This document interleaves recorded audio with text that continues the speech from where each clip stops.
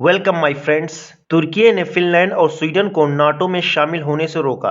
Finland और Sweden के NATO से जुड़ने को लेकर तुर्की भड़का हुआ है। तुर्की के राष्ट्रपति अर्दगन ने कहा कि स्वीडन को आतंकवादियों को वापस किए बिना नाटो से जुड़ने का सपना छोड़ देना चाहिए। उन्होंने कहा कि स्वीडन और फिनलैंड के नुमाइंदे डेलीगेशन तुर्की आने की हिमाकत न करें।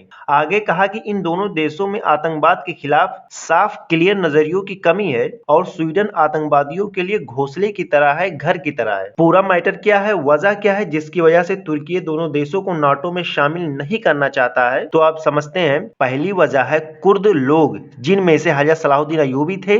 कुर्द और तुर्क की लड़ाई होती रहती है उस्मानिया सल्तनत के खात्मे के बाद से ही। कुर्द लोग कहते हैं कि हमें अपना अलग देश चाहिए। कुर्द लोग मेनली तुर्की, सीरिया, ईरान, इराक में रहते हैं।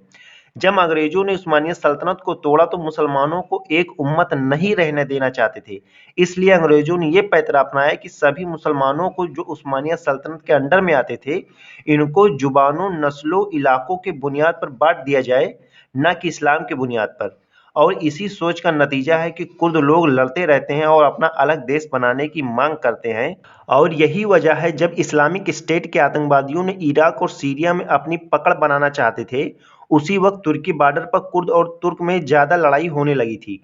तो तुर्की अपने देश की सेना भेजकर कुर्दों का सफाया करता था जो तुर्की पर हमला करना चाहते थे। इसी मैटर की वजह से स्वीडन और फिनलैंड ने यूरोपीय यूनियन से कहा था कि तुर्की को हथियार न बेचो, क्योंकि ये हमारे हथियारों का इस्तेमाल कुर्दों को मारने में करते हैं। यूरोपीय यूनियन में 27 देश हैं, जिसके मेंबर स्वीडन और फिनलैंड भी हैं। 2019 में तुर्की को हथियार न बेचने की सलाह यही दो देश दे रहे थे यूरोपीय यूनियन में, और अब टाइम आया है तुर्की का नाटो में बदला लेने का। दूसरी वजह है 2016 में अर्दगन का तख्ता पलट करने की कोशिश की गई, मतलब अर्दगन की सरकार गिराने की कोशिश की गई, जिसका मास्टरमाइंड फतेहुल्लाह गुलेन था। और जब इसने अर्दगन की सरकार नहीं गिरा पाई तब देश से भाग गया, और इसको पनाह किसने दी? वो है स्वीडन और फिनलैंड। इससे भी अर्दगन का पारा गर्म है। तीसरी वजह है कुर्द लड़ाकों को, जिसे तुर्की टेररिस्ट मानता है, इसे स्वीडन और फिनलैंड सपोर्ट करते हैं कि आप लोग सही कर रहे हैं। इन्हीं सब वजहों से तुर्की कह रहा है कि अब अपना टाइम आएगा नहीं, आ गया है।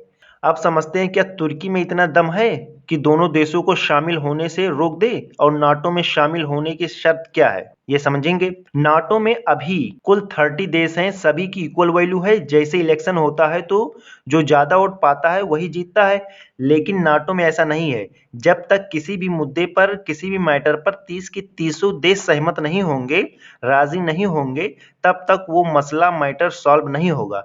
नाटो के 30 देशों में से 29 देशों ने स्वीडन और फिनलैंड को शामिल करने के लिए राजी हैं, लेकिन सिर्फ एक देश तुर्की राजी नहीं है। इसलिए अब जब तक तुर्की नहीं चाहेगा तब तक स्वीडन और फिनलैंड शामिल नहीं हो पाएंगे। तो यहां से हमें समझ में आया नाटो में शामिल होने की शर्त क्या है। जब तक 30 के 30 देश एग्री ना कर लें कि स्वीडन और फिनलैंड शामिल होंगे, तब तक शामिल नहीं होंगे।